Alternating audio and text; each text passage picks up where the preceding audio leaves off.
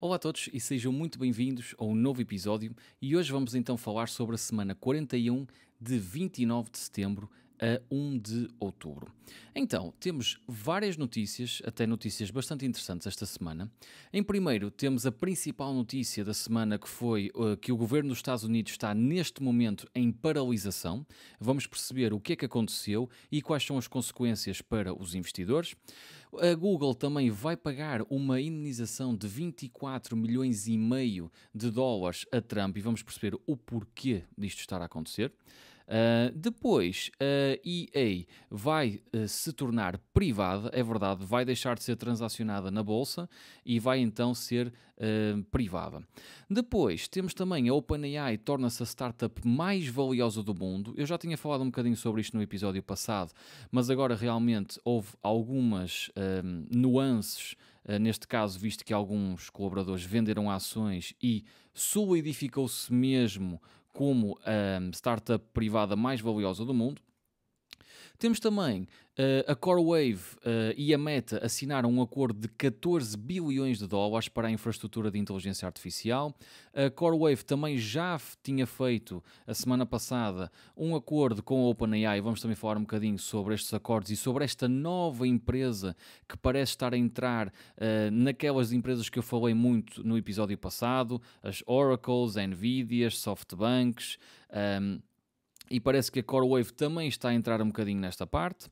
Temos também uma notícia interessante, que é que o fundador do Spotify vai deixar o cargo de CEO agora no final do ano. Foi uma pessoa que revolucionou, obviamente, a indústria da música, a indústria do entretenimento, e aqui realmente é um passo muito grande para a empresa. É uma empresa que eu gosto bastante, por isso é que achei que era uma notícia também relevante para trazer aqui esta semana.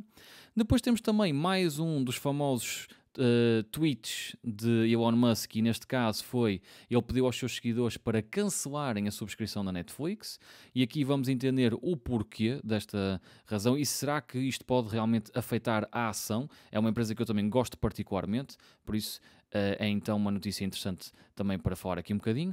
E depois a FICO sobe 20% após anunciar um novo modelo de preços. É verdade, a empresa FICO que é conhecida pelo seu score, o FICO Score, que é um score de crédito nos Estados Unidos, é o principal score de crédito para as pessoas recorrerem a financiamento bancário.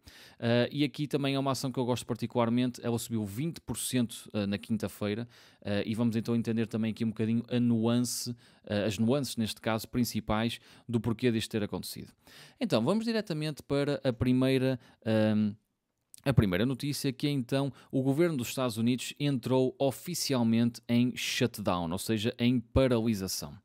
Os Estados Unidos entraram em shutdown governamental após o Congresso não conseguir aprovar um acordo de financiamento temporário. O impasse surgiu porque os democratas insistem em incluir a extensão dos créditos fiscais do Affordable Care, ou seja, do chamado Obamacare, provavelmente vocês já ouviram falar, que é então uma espécie de uma proteção de saúde que na altura foi implementada, obviamente pelo nome, pelo Obama, na altura em que ele esteve na Casa Branca, e então os democratas insistem que querem incluir o Obamacare no novo acordo, no novo orçamento, por assim dizer, do governo, neste caso os republicanos querem uma resolução mais limpa e sem adicionar este tipo de medidas. O bloqueio significa que cerca de 750 mil funcionários federais vão ser colocados em layoff, com um custo diário estimado de 400 milhões de dólares em salários perdidos, e além disso, serviços públicos e programas federais enfrentam paralisações parciais ou então mesmo totais, dependendo, obviamente, da sua importância para o funcionamento normal do país, aumentando a incerteza económica. Ambos os partidos culpam-se mutuamente, que é algo que tem acontecido com imensa recorrência, principalmente desde que Trump entrou na Casa Branca. Existem grandes partes contraditórias, ou seja, pontos fundamentais da parte dos democratas e pontos fundamentais da parte dos republicanos pelo menos não está a haver sequer um possível acordo em que alguém cede algo em troca de promover alguma parte da sua agenda. os republicanos e os democratas simplesmente não se entendem. E aqui foi um desses casos. Ambos os partidos culpam-se mutuamente. Os republicanos acusam os democratas de usar o orçamento como uma arma política para proteger os subsídios de saúde, ou seja, neste caso, o Obamacare. Enquanto os democratas dizem que Trump e os republicanos preferem paralisar o governo em vez de garantir acesso a cuidados médicos acessíveis. Ou seja, basicamente, vamos imaginar que aqui, para fazer um paralelismo com Portugal, nós temos o Serviço Nacional de Saúde, que é uma parte gigantesca do orçamento do Estado, e vamos imaginar que a oposição não quer incluir então a verba do Sistema Nacional de Saúde no novo Orçamento de Estado. Estamos a fazer aqui um paralelismo, mas basicamente é o que acontece. E então, neste caso, preferem que não haja uma aprovação do Orçamento do Estado e, com isso, não havendo uma aprovação do Orçamento do Estado, as pessoas que trabalham para o setor público o governo para e eles deixam de receber o seu salário até que haja finalmente um Orçamento de Estado aprovado. Daí, aqui em Portugal, já que estamos a falar nisso, aqui em Portugal é muito importante a aprovação do Orçamento de Estado porque é isso que vai determinar quais são os setores que vão receber a X quantidade de dinheiro do orçamento que o Estado tem para poder gastar. Aqui eles não estão a chegar a acordo especificamente nesta parte dos cuidados médicos. Obviamente que os cuidados médicos são uma despesa enormíssima e principalmente nos Estados Unidos, saúde acessível é algo muito urgente de ser resolvido porque eles têm um grande problema estrutural em termos de saúde. Os republicanos não querem incluir, os democratas dizem que é essencial e então não chegaram a um acordo, não há aprovação do Orçamento de Estado e então neste caso o governo para até que haja um acordo entre as duas partes. O setor empresarial, através da Business Roundtable, apresentou um alerta de que a paralisação ameaça gerar instabilidade económica, afetando empresas, trabalhadores e famílias, principalmente as famílias de pessoas que trabalham no setor público. Enquanto isso, o prazo para resolver o impasse continua indefinido, ou seja, não se sabe quando é que isto vai resolver. Já vão no terceiro dia de shutdown do governo. E ainda não há propriamente uma luz ao fundo do túnel. Por isso vamos ver no que é que isto vai dar. E neste caso, obviamente que quanto mais dias vão passando, mais há a incerteza de quanto é que isto vai durar. Inevitavelmente, isto afeta os mercados, de uma maneira ou de outra. Por incrível que pareça, eu até vou falar um bocadinho sobre isso. Se nós formos a ver os padrões históricos, porque isto não é a primeira vez que isto acontece, isto já aconteceu algumas vezes. A última vez foi em 2019, ou seja, isto infelizmente é algo recorrente. Geralmente o impacto inicial é negativo em termos de padrões históricos, ou seja, há um impacto negativo nos mercados porque aumenta o ruído político e o risco percebido pelos investidores, ou seja, a partir do momento em que não há acordo entre os principais partidos, que neste caso há dois grandes partidos que são os democratas e os republicanos, a partir do momento em que não há estabilidade política, obviamente que as empresas retraem-se sempre e sentem-se menos confiantes em fazer investimentos, em contratar mais pessoas, porque não sabem com que guidelines é que se vão guiar, passando para o paralelismo, para o futuro. Então, neste caso, há um impacto negativo, principalmente nos setores mais ligados a contratos governamentais, sejam eles defesa, sejam eles serviços federais e outros setores que estão intrinsecamente ligados com o governo. E neste caso, estes setores, obviamente, que tendem a sentir um bocado mais de pressão. Mas, porém, olhando para os shutdowns passados, ou seja, se formos olhar para o histórico dos períodos em que houve shutdowns do governo, o SP500 muitas das vezes recuperou rápido e em alguns casos até subiu durante esse período. Ou seja, pelo que eu estive a ver, realmente olhando para a manchete das notícias e percebendo que o governo parou, obrigatoriamente se calhar as pessoas vão pensar, bem, isto vai ser péssimo para os mercados. A verdade é que não, historicamente isso não tem acontecido, não há repercussões assim tão grandes e mesmo que haja uma descida do mercado, não costuma ser muito acentuada e é logo depois disso uma subida até considerável mediante o sistema que está a acontecer neste momento. Mas porquê é que isto acontece? Os shutdowns raramente duram muito tempo e isso é um dos pontos principais para que não afete os mercados. Se em vez de um shutdown demorar 2, 3, 4 dias, demorasse uma semana, 2, 3, 4 e passasse por um mês, já começávamos a entender que há realmente um grande impasse e que não há maneira de se resolver isto. Então aí sim o mercado vai começar a sentir efeitos desta incerteza. O mercado é incrivelmente sensível a este tipo de fatores. Como normalmente eles duram muito poucos dias, não passa esse medo, esse risco para os investidores nos mercados. O mercado já precifica que o impasse é temporário e que no fim o governo vai voltar a funcionar. Ou seja, como isto acontece durante tão pouco tempo e sempre houve acordos passado poucos dias, o mercado já passou por isto. Já entende que é algo normal que vai durar 2, 3, 4, 5 dias no máximo e que não passa disto. E passado algum tempo o governo vai voltar a funcionar normalmente. Então não há um grande risco para os mercados. Agora, obviamente que se excepcionalmente este shutdown fosse diferente de todos os outros, em que se prolonga durante um grande período de tempo, aí sim vai-se ver grande volatilidade no mercado.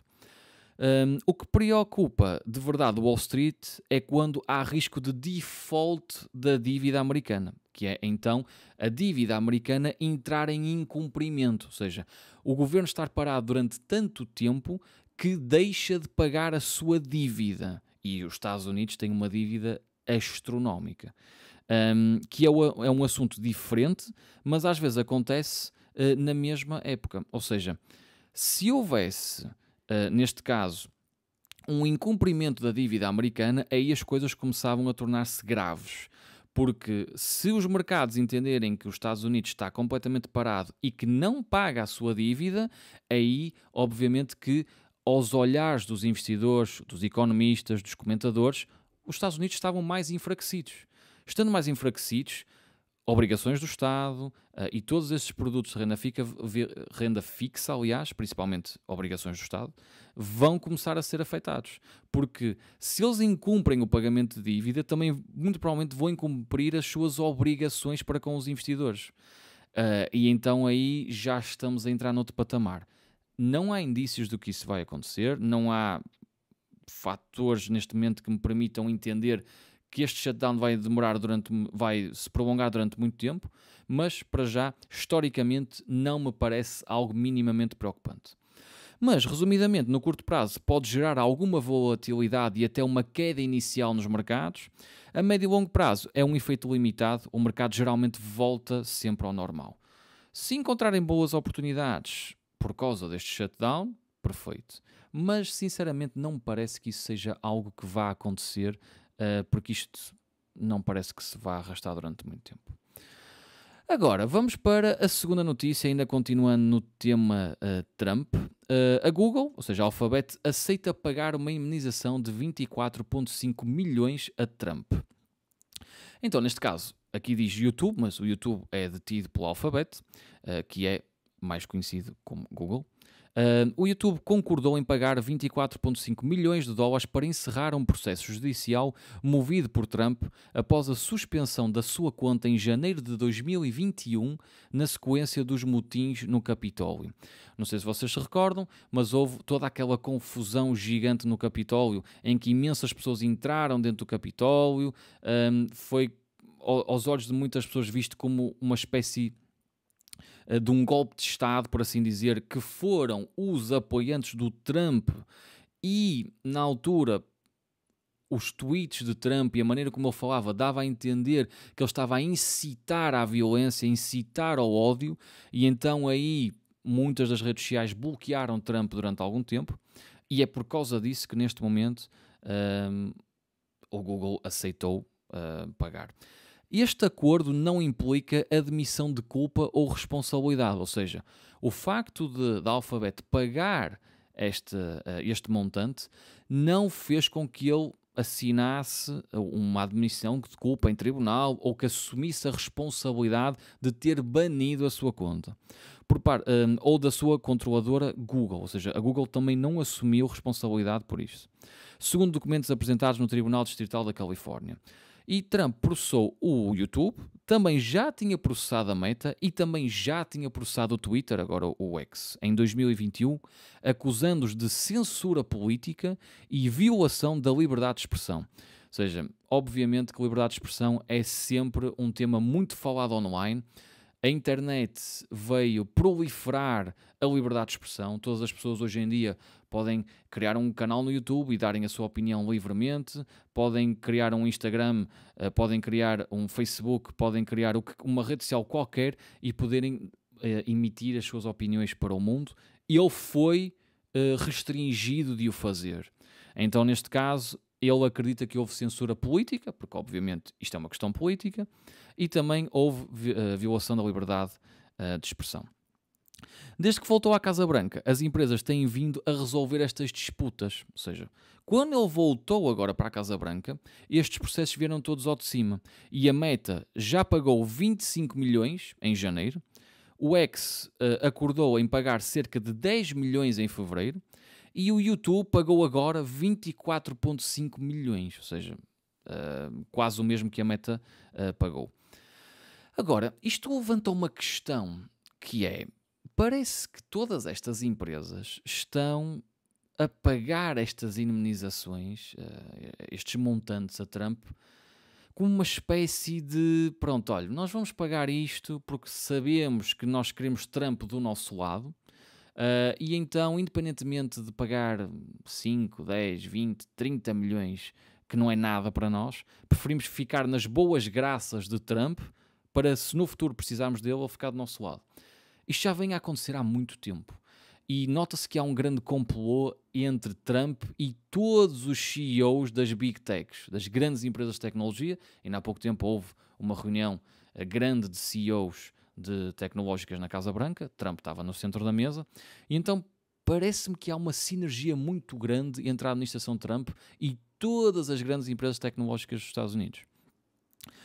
A sucessão de acordos levanta críticas no meio político, ou seja, já vários políticos vieram dizer, principalmente senadores democratas, incluindo a Elizabeth Warren, que é uma grande crítica do Trump, já enviaram cartas ao CEO da Google e também ao CEO do YouTube, manifestando preocupações de que estes acordos possam configurar um quid pro quo político, ou seja, permitindo às empresas evitar responsabilização por violações de leis de concorrência, proteção do consumidor, direito laboral, levantando até suspeitas de potencial violação de leis federais de suborno. Porque esta é a grande questão.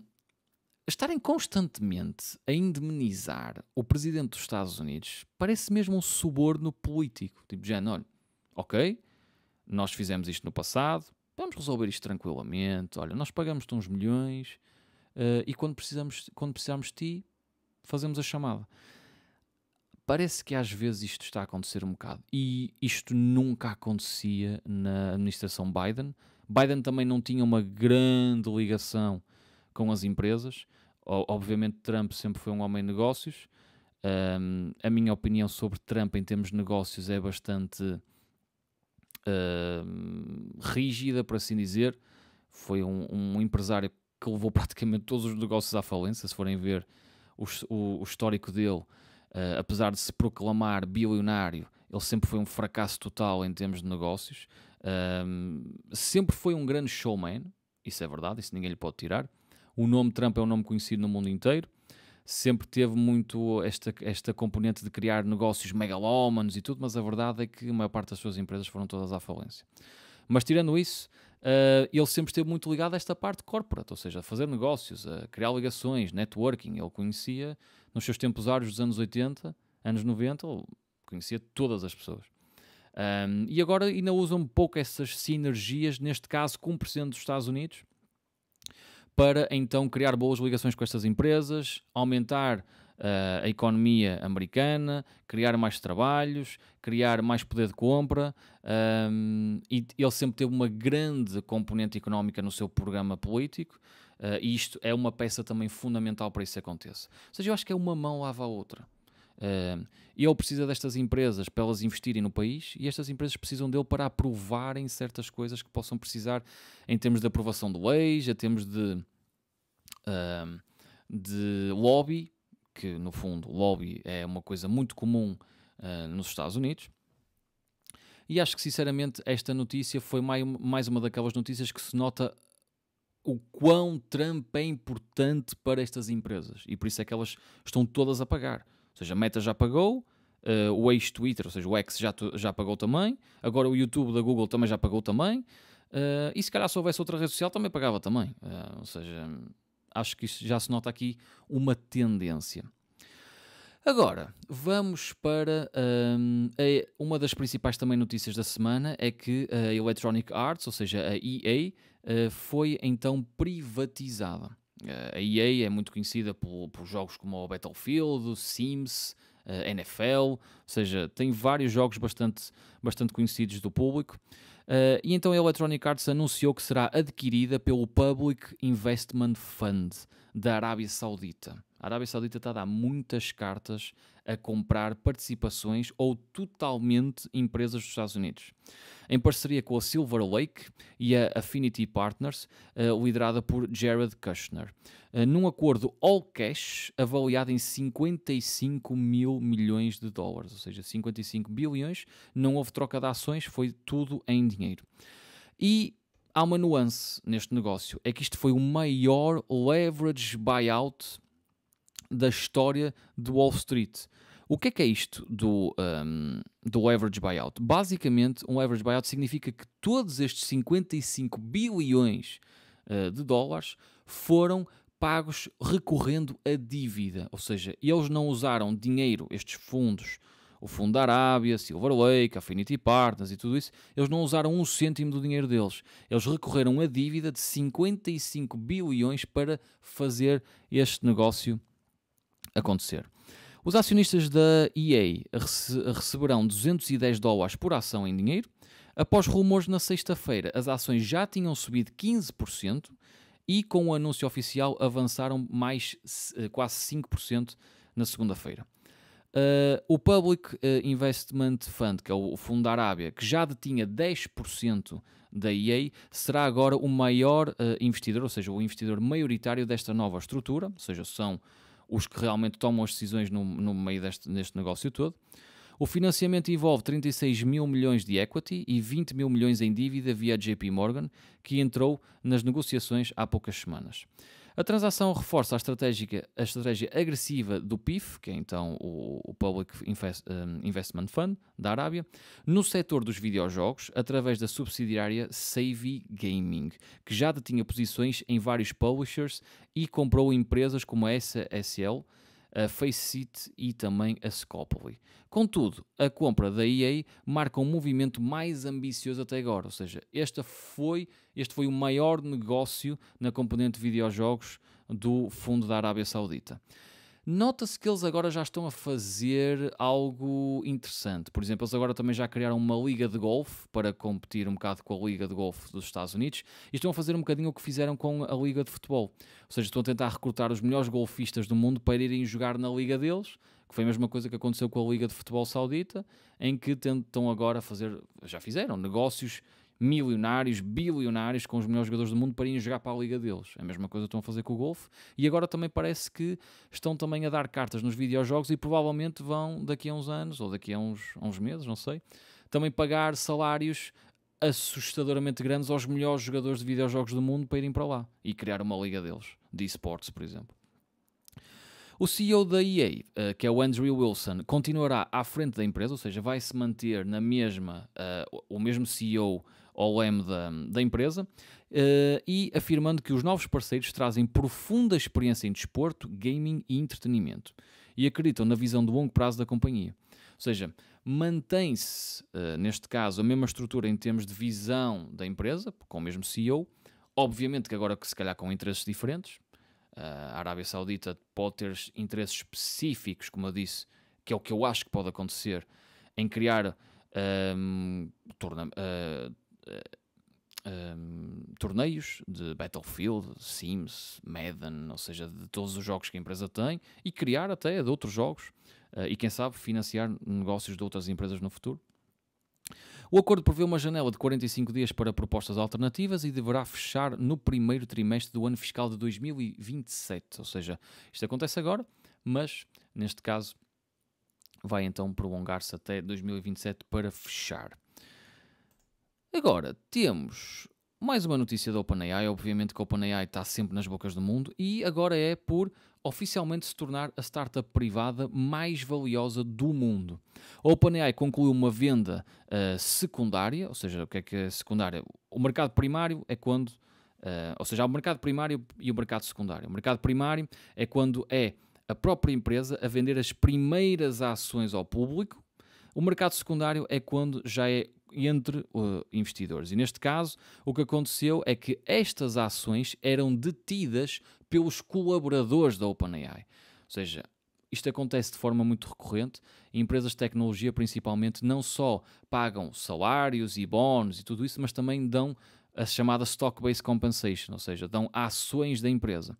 Neste caso, não foi a OpenAI que vendeu ações diretamente a investidores. Foram os colaboradores que venderam 6,6 bilhões em ações a investidores, neste caso privados, porque a empresa é privada, então não pode ser de acesso ao público. Neste caso, isto permitiu a atuais e antigos funcionários da empresa vendessem parte das suas ações. A operação fixou a empresa numa avaliação recorde de 500 bilhões de dólares, ou seja, é a empresa privada mais valiosa do mundo. Imaginem quando isto for a IPO, se algum dia for, tornando a OpenAI a startup mais valiosa do mundo, ultrapassando a SpaceX. A SpaceX do Elon Musk também é privada e vale neste momento 456 bilhões de dólares. É a segunda mais valiosa. O plano inicial previa até 10,3 bilhões de dólares em ações disponíveis para venda, mas apenas cerca de 2/3 foram efetivamente vendidas. Ou seja, os colaboradores podiam vender 10,3 bilhões em ações, mas só venderam então 2/3 desse montante. Internamente, a menor adesão foi interpretada como um sinal de confiança no futuro da empresa, já que muitos dos colaboradores decidiram manter as suas ações. Ou seja, se eles podiam vender até 10 bilhões em ações, mas só venderam 6, significa que eles pretendem manter as ações do lado deles, entendendo que as ações vão subir no futuro e podem vendê-las mais tarde por ainda um maior montante. E acho que isso é obviamente uma estratégia muito bem pensada, porque eu acho que isto é só o início da OpenAI. Ela valer 500 bilhões pode facilmente daqui a pouco tempo, como ainda há pouco tempo, há poucos meses ela valia cerca de 300 bilhões. E nesta nova venda de ações fez com que ela fosse avaliada em 500 bilhões. E se calhar daqui a uns tempos vale 750 e depois vale 1 trilhão. Pode ela ir sem sequer ir à IPO e já valer 1 trilhão. Ou seja, é isto que estamos a falar. Entre os investidores participantes, ou seja, os investidores que compraram estas ações aos colaboradores, estiveram a Thrive Capital, a SoftBank, que é um banco que também já está envolvido muito em inteligência artificial, a Dragoner Investment Group, a MGX, que também já esteve envolvida também em outros negócios importantes da Abu Dhabi. Este fundo, a AMGX, afirmou estar satisfeita em ser parceira central da OpenAI e destacou a forte relação construída ao longo de várias rondas de investimento, porque eles já compraram antes. Então, eles estão a aumentar a sua posição da OpenAI e acho que isso é muito bem pensado. Aqui é que realmente se vê a vantagem de ter poder negocial. Ou seja, ser um investidor privado dá-nos acesso a este tipo de empresas. Um investidor de retalho, um investidor pequeno, um investidor comum, não tem acesso a este tipo de negócios. Tem que ser um investidor anjo muito conhecido ou ser um fundo de investimento grande que tenha poder de sentar à mesa e negociar este tipo de negócios. Esta foi a segunda grande tender offer, ou seja, a tender offer é uma proposta pública de um indivíduo, ou de uma empresa, ou de um investidor, para comprar uma parte significativa de ações de uma empresa, normalmente a um preço superior ao preço do valor de mercado. Ou seja, neste caso, para eles terem acesso a estas ações antes dela ser pública, então provavelmente vão pagar mais do que o que pagariam pelo valor de mercado da empresa. Porque ela antes era avaliada em 300, já vai em 500, ou seja, eles tiveram que pagar mais para terem estas ações. Esta foi então a segunda grande tender offer da OpenAI em menos de um ano, depois do acordo de 1,5 mil milhões de dólares com a SoftBank em novembro. A SoftBank também está por trás do projeto Stargate, eu também falei disso no episódio passado. Então eles também já vão na segunda tender offer. Este movimento surge também num contexto de guerra por talento de inteligência artificial, ou seja, também eles estão neste momento a competir pelas melhores pessoas do mundo. A Meta está a pagar salários assustadores. Assustadores. Eles têm oferecido pacotes de compensação de 9 dígitos. Estamos a falar de no mínimo 100 milhões de salário.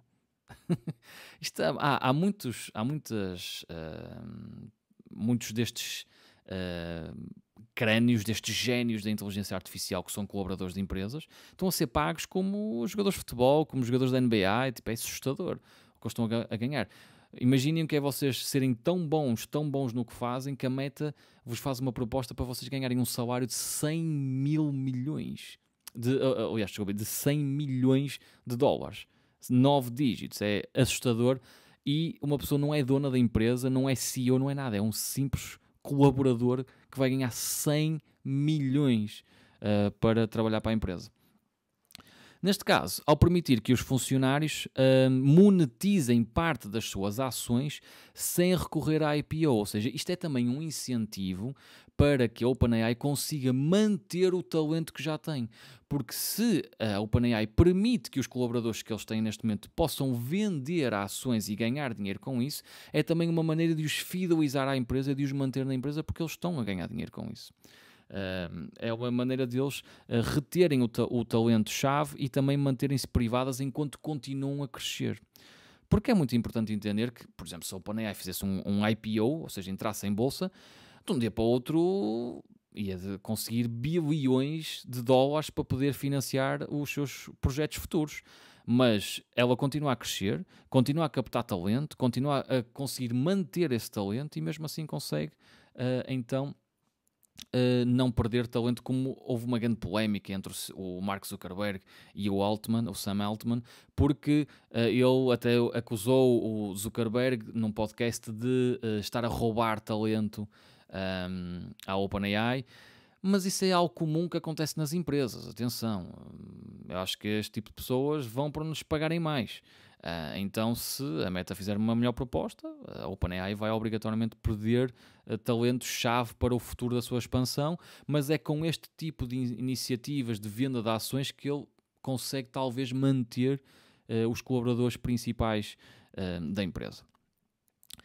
Agora, temos aqui uma outra notícia que é de uma empresa que tem aparecido várias vezes nas notícias. Era uma empresa que eu desconhecia até há umas semanas atrás, mas que agora já é a segunda vez que aparece nas notícias, que é a CoreWave, que fez um negócio com a Meta de 14 bilhões de dólares. Eu até fui pesquisar antes um bocadinho mais sobre esta empresa e o que é que esta empresa faz. A CoreWave é uma empresa norte-americana de infraestrutura de cloud especializada em inteligência artificial. Ou seja, é uma empresa que está num dos setores mais quentes neste momento do mercado, que é inteligência artificial. E eles foram muito inteligentes na maneira como criaram o seu modelo de negócio. É que, em vez de eles competirem diretamente com os gigantes como a AWS, ou seja, como a cloud da Amazon, como a Google Cloud ou como a Azure, que é a cloud da Microsoft, esta empresa foca-se num nicho que é alugar capacidade de computação com GPUs da NVIDIA, ou seja, eles alugam a capacidade de computação. E é o que estas empresas precisam. Se calhar, em vez de estarem a pagar uma batelada de dinheiro para construírem a sua própria estrutura, é muito mais fácil chegar a uma empresa que já tem essa estrutura e simplesmente alugar essa estrutura. E então, neste caso, são cruciais, os GPUs são cruciais para treinar e executar modelos de inteligência artificial a larga escala. E é isto que neste momento estas grandes empresas precisam. A Meta precisa, e eles também fizeram a semana passada um acordo de 6,5 bilhões com a OpenAI, e agora também já fazem um de 14 bilhões com a Meta, e por isso aqui nós temos algo muito interessante. Ou seja, para entendermos um bocadinho mais, ela constrói e opera data centers, rende capacidade computacional a big techs e a startups de inteligência artificial, ou seja, dá cloud e GPU. É vista como uma neocloud, ou seja, é um fornecedor de cloud alternativo e especializado, e tem fechado contratos bilionários, lá está, com a OpenAI e a Meta, posicionando-se como uma peça-chave na corrida global por poder computacional.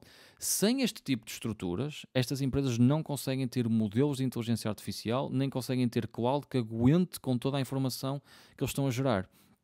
Então eu acho que esta empresa realmente encontrou aqui um nicho muito interessante e que obviamente que as ações subiram 12% porque já não é o primeiro negócio que esta empresa está a fazer. Agora, a CoreWave viu as suas ações dispararem 12% após anunciar este acordo. Este acordo surge poucos dias depois da empresa ter expandido o seu acordo com a OpenAI e elevou já para 22,5 mil milhões consolidados, como o principal player na corrida global da capacidade computacional. Principal player, ok? E também me deixa a pensar, se estas empresas precisam da CoreWave, ou seja, a Meta tem fundos quase ilimitados. OpenAI está a ter investimentos assustadores também na empresa, ou seja, tem muito fundo para poder construir. Se eles recorrem a esta empresa é porque esta empresa tem alguma coisa de realmente que eles querem. Então, isso torna também isto tudo muito interessante. Segundo documentos entregues à SEC, a Meta tem a opção de expandir materialmente o contrato até 2032, o que pode significar investimentos ainda maiores nos próximos anos. Ou seja, isto pode até ser só o primeiro investimento na empresa por parte da Meta. Isto pode se estender até 2032, o que pode aumentar ainda mais os 14 bilhões já investidos. A Meta, liderada por Mark Zuckerberg, tem investido dezenas de milhares de milhões em inteligência artificial, tanto em infraestrutura como na atração de talento. Como nós falámos há pouco, eles estão a pagar salários astronómicos para terem os melhores profissionais do mundo para liderarem a inteligência artificial e não outras empresas, ok? E durante a apresentação dos resultados do segundo trimestre, a empresa estimou que os custos totais de 2025 ficarão entre os 114 bilhões e os 118 bilhões, antecipando que em 2026 as despesas vão crescer ainda mais devido à inteligência artificial. Foi como eu falei no episódio passado, o CAPEX, ou seja, a despesa das empresas deste setor, está a disparar para números astronómicos mesmo, por causa de criarem a infraestrutura que precisam para então serem pioneiros de inteligência artificial. Eu por acaso fiquei a pensar um bocadinho nesta estrutura gigante que as empresas estão a gastar. Eu acho que é inevitável que este capital todo, nem todo vai ser aproveitado da melhor maneira. Ou seja, eu acho que realmente estas empresas, algumas vão ter bons resultados, outras não vão ter bons resultados, mas a infraestrutura vai ficar criada. Eu acho que vai haver desperdício de capital, é inevitável, porque se estamos a falar, é que já são tantos bilhões que tantas empresas estão a investir, que é inevitável que, e por isso é que até se falava se podia ser uma bolha ou não, mas eu acho que é inevitável que alguma parte desse capital se torne desperdiçado e que com isso diminua a rentabilidade, ou seja, o return on capital, o return on investment, aliás, que neste caso pode afetar no final alguns negócios e que possam perder até alguma parte dos seus investidores porque tiveram um ROI inferior à empresa do lado. E realmente vai ser muito interessante ver o que é que vai acontecer no futuro com este tipo de investimentos tão megalómanos. Zuckerberg destacou que a Meta está a construir superclusters de computação, incluindo o projeto Hyperon, com a dimensão comparável a uma parte significativa de Manhattan. Uau! O CEO afirmou que a Meta Super Intelligent Labs terá o maior poder computacional por investigador da indústria. Ou seja, por isso é que eles estão a captar estas mentes brilhantes para ir então para este Super Intelligent Lab, que é feito das melhores mentes de inteligência artificial. Eu acho que realmente estamos a entrar num patamar em que eu acho que, por exemplo, na minha opinião, esta é a minha opinião pessoal, obviamente, eu acho que a inteligência artificial é realmente o futuro, não há dúvida. Acho que a tecnologia da inteligência artificial é muito, muito interessante, mas acho que vai ser perdido muito capital na construção da infraestrutura necessária para o que nós vamos fazer no futuro com a inteligência artificial. Ou seja, neste momento eles precisam de data centers, precisam de cloud e precisam de chips. Ou seja, tudo isso é uma despesa assustadora. Algum desse capital vai ser perdido e vai ser desperdiçado no meio disto tudo, mas a inteligência artificial como tecnologia, eu acho que realmente pode ser mesmo muito, muito, muito interessante e pode ser aplicada a qualquer setor possível e imaginário. Desde tecnologia, obviamente, mas saúde, retalho, jogos, sei lá, tanta coisa que isto pode ser aplicado, que realmente isto, na minha opinião, tem pernas para andar. Agora, olhando especificamente para esta empresa, a CoreWave, que estamos a falar agora, o que nós vemos logo é que, obviamente, ela tem um PE negativo, o que nos mostra logo que é uma empresa que não tem lucro, não dá lucro. Nós vemos aqui, obviamente, um aumento de faturação consistente, o que é importante, mas faturação não é lucro. Então, se nós formos a ver o que realmente importa, que é o fluxo de caixa, vemos um fluxo de caixa bastante negativo. Tanto no fluxo de caixa normal, fluxo de caixa por ação, fluxo de caixa ajustado à Stock-Based Compensation, ou seja, a Stock-Based Compensation é, obviamente, afetando aqui ainda mais a diluição do lucro por ação e do fluxo de caixa. O lucro por ação, obviamente, é negativo porque a empresa não dá lucro e temos muito mais dívida do que dinheiro em caixa. Obviamente, porquê é que eu estou a dizer isto? É normal que, se nós vemos uma empresa como esta a entrar nas manchetes dos mídia como um próximo grande player de inteligência artificial, é inevitável que nós vamos querer, talvez, pensar num possível investimento. Todos estes números, obviamente, que me afastam completamente de investir na empresa. Ela nem sequer é uma empresa lucrativa e, por exemplo, está a aumentar o número de ações em circulação, ou seja, está a diluir os investidores, está-se a financiar através da diluição dos investidores. A valuation é negativa, o fluxo de caixa também, ou seja, a empresa está literalmente toda ao contrário.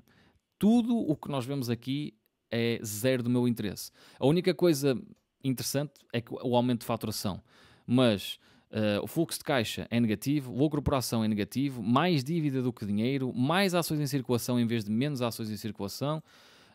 O PE está completamente ao contrário, aliás, o PE está completamente ao contrário. Neste caso, o fluxo de caixa está completamente ao contrário também. Por isso, sinceramente, não há nada que me faria investir neste momento nesta empresa, apesar dela no futuro se tornar uma empresa muito interessante. A Amazon também começou por ser uma empresa que não tinha lucro durante uma data de anos e hoje é o que é. Avançando agora para a próxima notícia, que é então o CEO e fundador do Spotify vai então abandonar o cargo de CEO.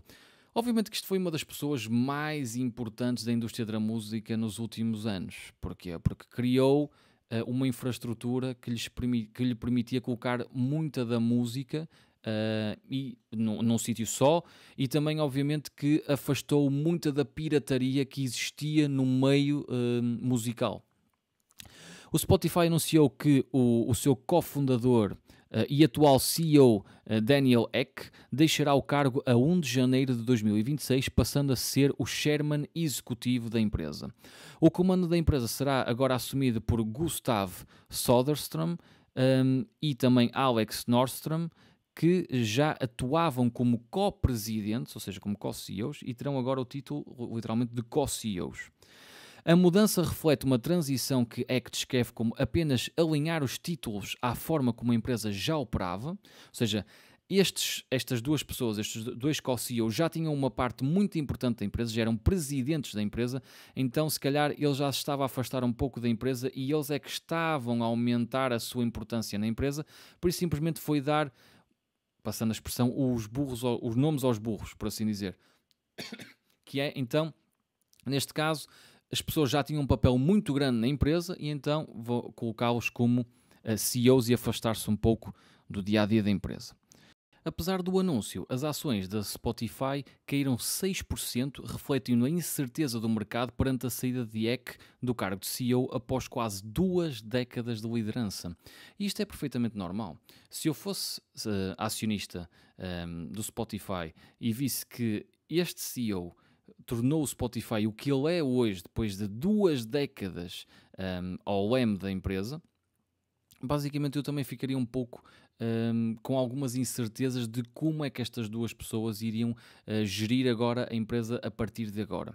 Claro que me descansa sempre o facto de entender que ele já era um papel fundamental na empresa e que também já tem noção da estratégia e do rumo que o CEO também pretendia e pretende ter e manter com a empresa.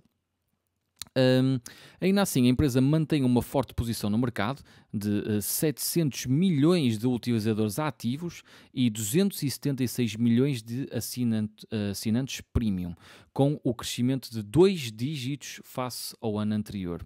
Isto é realmente uma empresa que eu gosto bastante. É uma das empresas que está na minha watchlist. Neste momento eu acredito que a empresa ainda está cara. Eu também já vou falar um bocadinho mais sobre ela a seguir, mas por isso é que eu achei esta notícia também interessante, porque é uma empresa que eu pretendo adquirir, não agora, porque os números ainda não fazem muito sentido para mim, mas realmente nota-se que houve uma trajetória espetacular na empresa.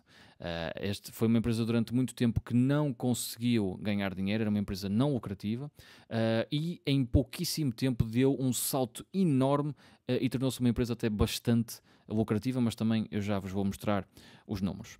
Recentemente, a Spotify aumentou os preços da subscrição premium em diversos mercados globais e reportou receitas trimestrais de 4,2 bilhões de euros, abaixo das expectativas, mas ainda com um crescimento anual de 10%. É muito, 10% é bastante interessante.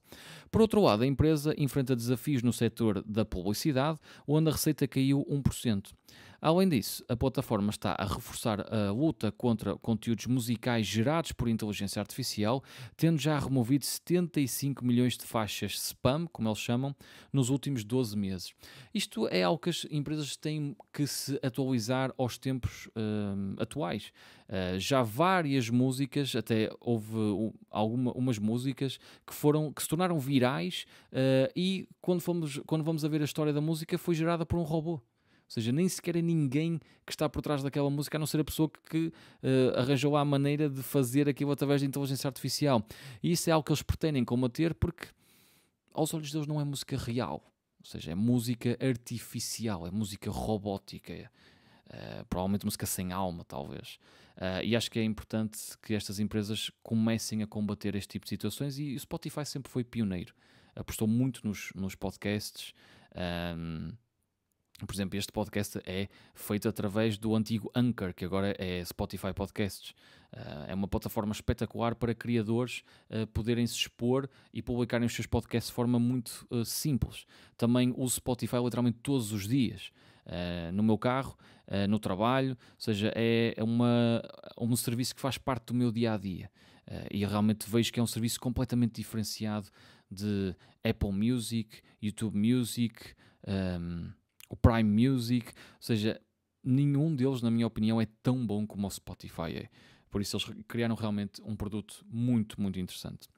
A saída de Eck como CEO marca um ponto de viragem para a empresa que passou de startup disruptiva em 2008 a gigante avaliada em 140 bilhões de dólares. O fundador pretende agora focar-se na estratégia de longo prazo e apoio à liderança, enquanto os novos co-CEOs ficam responsáveis pela gestão operacional e crescimento futuro. E acho que realmente isto é um plano muito interessante, porque é que sempre foi o visionário, foi ele que criou o Spotify como nós entendemos hoje. Então eu acho que é muito interessante ele se focar só, exclusivamente em estratégia de longo prazo, ou seja, que caminho é que a empresa terá no futuro, para onde é que ela vai rumar no futuro, e também no apoio a esta liderança destes CEOs que basicamente terão mais na gestão operacional, na operação macro, e depois obviamente vamos mexendo e as pessoas são responsáveis pela gestão micro.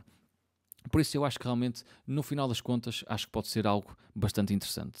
Olhando agora então para os números do Spotify, vemos aqui obviamente uma receita perfeita. Vamos focar-nos aqui, por exemplo, nos últimos 10 anos, últimos 5, últimos 10. Ok, nos últimos 10, uma trajetória perfeita de crescimento entre 10% a 14% ao ano. Temos também um aumento consistente do número de utilizadores ativos mensais, ou seja, só no último ano houve um crescimento de 11%, o que é muito, muito interessante. Aqui temos a diferença entre, então, os premium, que são os pagantes, e aqui vemos que cada vez mais eles têm assinaturas pagantes, e mesmo de ad-supported, ou seja, pessoas que não pagam, vemos também um crescimento considerável. Aqui nos Premium, por exemplo, temos um crescimento de 12% no último ano e nos que permitem publicidade temos 10%, o que é muito interessante. E a trajetória mais interessante é esta, ou seja, o fluxo de caixa da empresa. Se nós formos a ver, por exemplo, nos últimos 10 anos, vamos ver aqui, ou seja, o que nós notamos é que a empresa sempre, ela aqui até se formos ver ainda mais longe, vamos ver aqui, um minuto. Ou seja, nós vemos aqui um fluxo de caixa pequeno, sustentável, que nunca passava dos 200 milhões, até que a partir do final de 2023 tivemos uma explosão completa de fluxo de caixa. E isto é o que realmente uma pessoa quer ver. E mesmo no fluxo de caixa por ação. Ou seja, isto foi algo mesmo... O net income vemos uma diferença assustadora. Ou seja, a partir do final de 2023 a empresa começou a disparar. Lucro por ação também, a empresa começou a disparar a partir de 2023, houve uma mudança gigantesca na empresa a partir de 2023. E mesmo que se formos a ver as reservas de dinheiro, ou seja, temos aqui o dinheiro a verde e a dívida a vermelho, neste momento eles têm zero dívida. Zero dívida. E têm em caixa quase 10 bilhões de dólares. Isto é algo bastante interessante. Temos aqui também o aumento da recompra de ações, eles não pagam dividendo, por isso aqui não aparece, mas recompra de ações, porque aqui vemos então uma trajetória de começar a descer. Nota-se que eles já estão a começar a recomprar ações. E isso é algo que eu gosto bastante de ver. Só que lá está, em termos de valuation, está num price to earnings quase o mais alto que alguma vez teve. O mais alto foi aqui em junho de 2025, mas agora está praticamente no mais alto que alguma vez teve, e o free cash flow está no mais baixo que alguma vez teve. Ou seja, o que nós aqui queremos ver é um price to earnings o mais baixo possível, ou seja, ele a descer, e aqui ele está a subir, ou seja, mantém-se neste target bastante alto.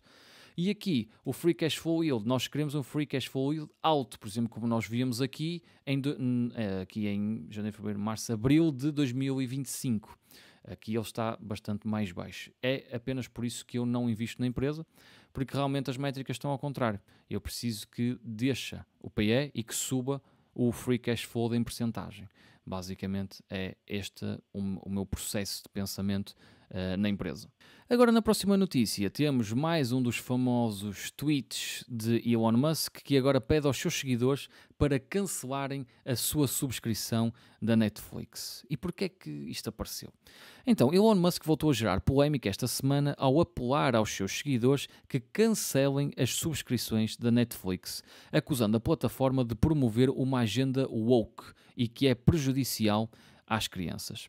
O alvo imediato foi uma série animada chamada Dead End Paranormal Park, já cancelada em 2023, ou seja, uma série que já nem sequer está em exibição, que incluía uma personagem que era transgénero, e Musk também reagiu a críticas contra o criador da série, que é o Amish Steel, acusado por contas conservadoras de gozar com a morte de um ativista, que foi o que morreu agora recentemente, baleado num congresso. Apesar da pressão de Musk e de outros ativistas conservadores como Robin Starbuck, analistas do mercado acreditam que este tipo de boicote dificilmente terá impacto significativo nas contas da Netflix. E a verdade é essa, ou seja, não é por o Elon Musk dizer que a Netflix está a tentar promover uma agenda woke, por promover, neste caso, ter uma série que tem como protagonista um transgénero, não quer dizer que toda a empresa esteja a fazer uma agenda woke. E neste caso, a empresa conta com 301 milhões de subscritores nos últimos dados que foram reportados, tem uma capitalização bolsista de quase 500 bilhões e as suas ações já subiram 60% só no último ano. Eu gosto particularmente desta ação e pelas mesmas razões que o Spotify não invisto ainda nela porque está bastante cara, mas também já vamos falar dos números. Especialistas lembram que o movimento de boicotes semelhantes, como o caso da Bud Light em 2023, que também tinha um público muito conservador, aquele típico homem de barba, de mota e de cerveja, também fizeram tudo isto de fazer publicidade com, não sei se na altura, não sei se foi um transgénero ou se foi simplesmente uma lésbica ou um gay, mas foi algo desse género, e que houve um boicote gigante, apareciam vídeos por todo lado de pessoas a deitar fora a cerveja, a queimar bandeiras com a marca, porque foram arranjar um tipo de publicidade que não é adequado para, se calhar, para o público-alvo da empresa. Mas aqui não parece que seja bem esse o caso. O facto de uma série que já nem sequer está no ar, ou seja, que já nem sequer está a ser renovada uma nova temporada, só porque tem uma transgénero como personagem principal, acho que é um pouco alarmante estar a fazer tudo isto só por causa de uma série no meio de um catálogo de centenas e milhares de conteúdos que a Netflix tem. Analistas da Wedbush Securities reforçam que a polémica poderá gerar volatilidade de curto prazo, mas não deverá afetar de forma estrutural as receitas da empresa, sobretudo porque o modelo de negócio já está cada vez mais orientado para receitas publicitárias e menos para o número de subscritores. E acho que isto é algo muito interessante que a empresa fez. Ou seja, a empresa consegue crescer até um certo ponto. Vamos chegar a um ponto em que já não há mais pessoas, não é? Ou seja, já não há.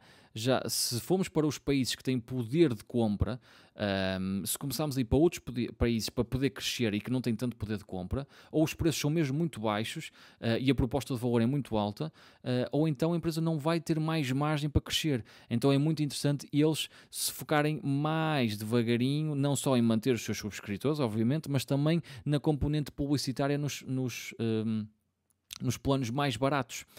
E então isso é algo que é muito interessante e é isso que me faz gostar da empresa. É que eles já antevêm que vai acabar por acontecer um não aumento consistente e principalmente aos números, às percentagens que está a haver, de subscritores. Então tem que também não só ter subscritores, mas também a parte da publicidade. Assim, o apelo de Musk é visto como mais um episódio de confronto político-cultural com um efeito limitado na robustez financeira da Netflix e que continua a ser uma das empresas, uma das maiores empresas de mídia do mundo. E vamos agora um bocadinho ver os números da empresa. Agora, olhando especificamente para a Netflix, vemos aqui também, como tínhamos no caso do Spotify, uma faturação perfeita, um aumento de 15% só no último ano. Temos também aqui o total de subscritores, que é perfeito, um crescimento de 15% só no último ano, ou seja, vemos um gráfico perfeitinho, é isto que se quer ver. Depois aqui temos também o mais importante de tudo para mim, que é o fluxo de caixa, e aqui vemos uma explosão enorme desde o meio de 2022 de fluxo de caixa. Temos também o fluxo de caixa por ação a crescer de forma bastante consistente, 27% no último ano, e aqui em termos de fluxo de caixa a crescer quase 25%. Temos também o lucro por ação a crescer 46% no último ano, o que é assustador. E olhando para os rácios de ações de circulação, vemos que elas estão estagnadas durante algum período e agora, desde o final de 2023, que eles têm feito recompra de ações, o que faz com que existam menos ações em circulação, e então as ações que existem valem mais. Agora, em termos de valuation, lá está, temos uma empresa que não está no mais barato que alguma vez esteve, que é neste caso, foi também em abril de 2025, e depois também já foi basicamente no final de 2024. Ou seja, aqui pretendiam um PE um pouco mais baixo para justificar o preço, e aqui o fluxo de caixa está também num dos mais baixos, ou seja, está aqui na casa dos 1.7. Então, aqui, quanto mais alto melhor, quanto mais fluxo de caixa em percentagem melhor, por isso eu acredito que neste momento ainda não é um ponto de entrada para mim, ok? E agora, por último, temos então a FICO, que é uma empresa que eu também gosto bastante pelo modelo de negócio que tem, que fez aqui uma mudança nos seus planos de preço e também fez com que essas ações então subissem 20%. A Fair Isaac, que é a criadora do FICO Score, viu as suas ações dispararem mais de 20% na quinta-feira, depois de anunciar um novo modelo de preços que permite aos credores hipotecários acederem diretamente às pontuações de crédito sem dependerem exclusivamente das ações de crédito, das agências de crédito, aliás, como a Experian, a TransUnion ou a Equifax. Ou seja, eles aqui já lhes permitem credores irem diretamente através da plataforma ver o seu FICO Score sem que tenham que ir mesmo recorrer a uma agência de crédito, neste caso um banco ou o que quer que seja, financiar e ter acesso a esse FICO Score. Até agora, os FICO Scores eram quase sempre distribuídos através de credit bureaus, que aplicavam uma margem significativa sobre os preços cobrados aos bancos e mutuários. O novo modelo permitirá que os scores sejam licenciados diretamente a revendedores de hipotecas, que o poderão disponibilizar aos consumidores finais, reduzindo custos e aumentando a concorrência. Neste caso, ou seja, eles estão a ir para um novo segmento e para o cliente final existem menos custos e mais facilidade em terem acesso à sua informação de crédito. O impacto foi imediato no mercado, enquanto as ações da FICO ISIC tiveram a maior valorização percentual desde 2022, as ações das grandes credit bureaus caíram entre 4% a 10%, porque lá está, as credit bureaus tinham acesso exclusivo a estes scores e colocavam uma margem de lucro em cima desses scores ao cliente final. Agora, se eles já não têm acesso a isso e já não ganham essa percentagem, obviamente que as ações desceram porque é menos uma fonte de lucratividade. Neste caso, eles desceram entre 4% a 10%, refletindo o receio de perderem relevância, receitas e receitas, aliás, com a eliminação da sua intermediação. Ou seja, eles deixam de ser tão necessários neste processo de intermediação. O CEO da Fair Isaac, que é o Will Lansing, sublinhou que esta mudança dá aos credores opções de escolha e elimina markups desnecessários, fortalecendo a posição da empresa como peça central do sistema de crédito dos Estados Unidos, onde cerca de 90% dos credores utilizam o FICO Score. Ou seja, basicamente o que é isto do FICO Score? É um score que permite às pessoas terem acesso a financiamento. Se o score for bom, eles conseguem ter mais financiamento a taxas mais baixas. Se o score não for tão bom, podem mesmo até ser recusados a ter financiamento. E isto acontece na compra de uma casa, na compra de um carro, na compra de um barco, do que quer que seja. Tudo isto, para que seja comprado, é necessário sempre um FICO Score nos Estados Unidos. E eles têm 90% deste mercado. Analistas da Raymond James destacaram que a medida deverá melhorar a rentabilidade da Fair Isaac e reduzir a dependência das agências de crédito. Ou seja, a FICO ganha mais e tira cota aos seus competidores porque eles deixam de ter acesso a esta percentagem. O anúncio também foi bem recebido pelos reguladores, neste caso o Bill Polt, que tem falado muito sobre todos estes... este setor inteiro que ele quer fazer alguma reestruturação, mas ele aqui aprovou. Este Bill Polt é o diretor da Federal Housing Finance Agency, descreveu a iniciativa como uma forma de criar soluções inovadoras para beneficiar os consumidores e encorajou as credit bureaus a seguirem o mesmo exemplo. Ou seja, se querem ser transparentes com o vosso cliente, sigam o mesmo que a FICO está a seguir, ou passando um bocado a bola para eles. Assim, a Fair Isaac não só reforça a sua posição dominante no setor, como também abre caminho para uma possível reconfiguração estrutural do mercado de créditos hipotecários, afetando diretamente o modelo de negócio das tradicionais credit bureaus. Ou seja, a FICO está a ser inovadora, está a melhorar a experiência do cliente, a aumentar as suas margens de lucro e a aumentar a sua percentagem de lucro face à sua concorrência. E por isso é que eu também gosto bastante desta empresa. E os números não enganam. Se nós formos então ver aqui os números da FICO, vemos então que a faturação é impecável, ou seja, uma subida espetacular desde 2009, de forma muito consistente, e só no último ano já teve 16% então de crescimento. Aqui temos também o fluxo de caixa, que é incrível, ou seja, o que eu estou a mostrar aqui, não pensem que é algo comum. Estas empresas, tanto Spotify, Netflix e agora a FICO, são empresas que têm números muito, muito acima da média. E aqui o que nós estamos a ver aqui deste tipo de gráficos não é algo que, por acaso, eu mostrei 3 empresas, que são empresas que eu gosto bastante, e por isso é que também decidi falar um bocadinho sobre ela, é aproveitar algumas notícias, mas isto não é comum. Nós vimos, por exemplo, o caso da CoreWave, ou seja, que tem uns números que é uma desgraça. Obviamente são setores diferentes, é uma empresa que não tem tanto tempo, é diferente, não podemos estar a comparar, mas realmente aqui vemos uma grande diferença. Agora, por exemplo, mesmo em termos de lucro por ação, perfeito, uma subida de 34% no último ano, e aqui vemos também, obviamente, uma descida do número de ações em circulação, ou seja, estão a comprar ações de volta, o que também dá indício de que a empresa acredita que está bem precificada ao ponto de preferir pegar no seu dinheiro e comprar ações da própria empresa do que estar a colocar esse dinheiro investido, no outro lado. Agora, a única questão é mesmo esta, em termos de valuation, ela agora teve esta queda até bastante acentuada, no price to earnings, houve uma subida bastante acentuada, mas ela teve em território mais baixo dos últimos 2 anos quase. Então, parece-me bastante interessante. E depois aqui, temos, ao contrário, o fluxo de caixa que já esteve melhor, que ele agora teve uma grande queda nos últimos tempos, porque eles tiveram uma queda até considerável. Se vamos a ver aqui o preço da ação, houve uma queda bastante grande. Vamos a ver aqui nos últimos... Não, mas agora já não vai aparecer. Mas aqui vemos parece um U autêntico. Ela subiu para depois descer outra vez. Aliás, ela desceu para depois subir outra vez, aliás. Ou seja, aqui viu-se uma grande diferença nos números tanto de price to earnings como de fluxo de caixa. E isso reflete-se diretamente aqui na valuation da empresa.